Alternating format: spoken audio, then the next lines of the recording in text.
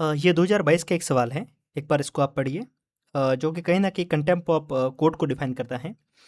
Pursuant to the report of the H. N. Sanyal Committee, the Contempt of Court Act 1971 was passed। ठीक है। Option second है, the constitution of India empower the supreme court and the high court to punish for contempt of themselves. ठीक है। Option तीन है, constitution of India define civil contempt and criminal contempt. ठीक है।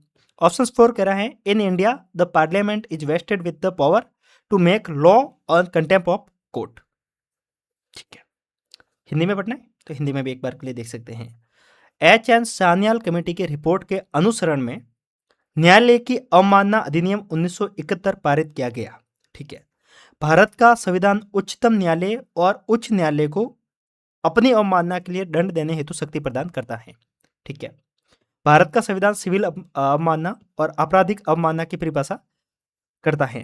भारत में न्यायालय की अवमानना के विषय में कानून बनाने के लिए संसद में शक्ति निहित है। अब आप ये देखिए कि इस ऑप्शंस को अपन एलिमिनेशन से कैसे सॉल्व कर सकते हैं। वैसे तो अगर आपने थोड़े बहुत पीवाईक्यू लगाए हैं तो आपको समझ में आया होगा। एक बार के लिए ऑप्शन 3 को पढ़िए। यहाँ पे क्या कह रहा है, the constitution of India define civil and criminal contempt.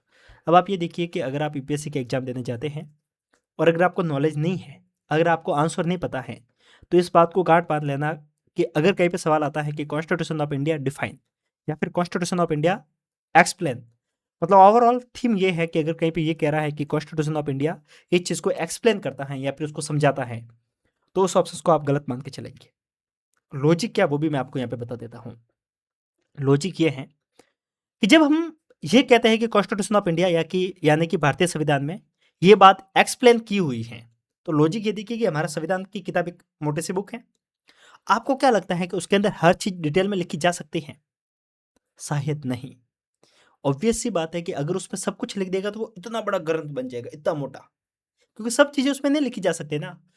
जो कॉन्स्टिट्यूशन बनाने वाले लोग थे, उन्होंने क्या कर दिया कि मोटी मोटी बातें लिख दी और फिर पार्लियामेंट में छोड़ दिया कि फ्यूचर में जो भी नियम बनेंगे इसके रिगार्डिंग वो ऐसे ऐसे बन जाएंगे। जैसे कि उन्होंने ये डिफाइन कर लिया कि कंटेम्प्ट ऑफ कोर्ट क्या है, पर उन्होंने बाकी की चीज पार्लियामेंट पे छोड़ दी कि भाई जो भी करना है वो अपने अपने हिसाब से कर लेंगे बाद में। तो ओवरऑल मैं आपको ये समझाने की कोशिश कर रहा हूँ कि फ्यूचर में अगर कहीं पर भी कॉन्स्टिट्यूशन डिफाइन, कॉन्स्टिट्यूशन एक्सप्लेन करता है, ऐसा कहीं पर भी ऑप्शन आए तो उसको आप डायरेक्ट गलत कर देना। और अगर आप डायरेक्ट गलत करते हैं तो ऑप्शन 3 तो आप वैसे ही काट सकते हैं।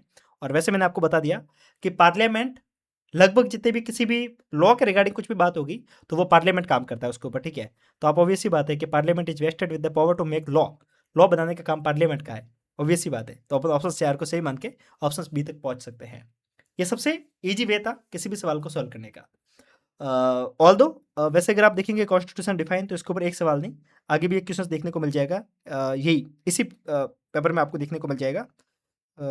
आगे बढ़ देंगे ना।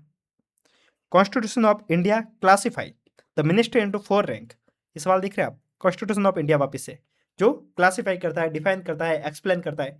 तो ऐसा आपको बहुत सारे शब्द देखने को मिल जाएंगे।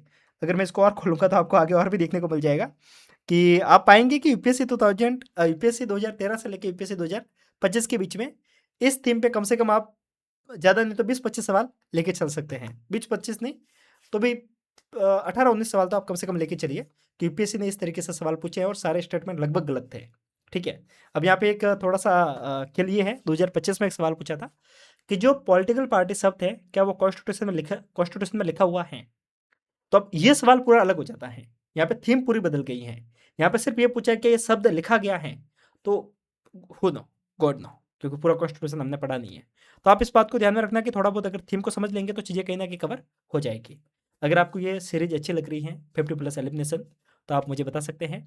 और अगर आप चाहते हैं कि कंप्लीट पेपर के साथ में आप जुड़ना, कि जिस तरीके से मैं आपको समझा रहा हूँ कि ऐसे अपन क्वेश्चन पेपर को सॉल्व कर सकते हैं, ये एक तरीका हो सकता है, इसको अगर सीखना है तो आप मेरे साथ में जुड़ सकते हैं। इसके लिए मैं आपको नीचे एक व्हाट्सअप नंबर दे रहा हूँ, आप मुझे यहाँ पे मैसेज कर सकते हैं। और आप जब मैसेज करें तो बताना कि मुझे 50+ एलिमिनेशन लिख देना, मुझे समझ में आ जाएगा कि आप इस वीडियो से मेरे पास में आए हैं। ठीक है।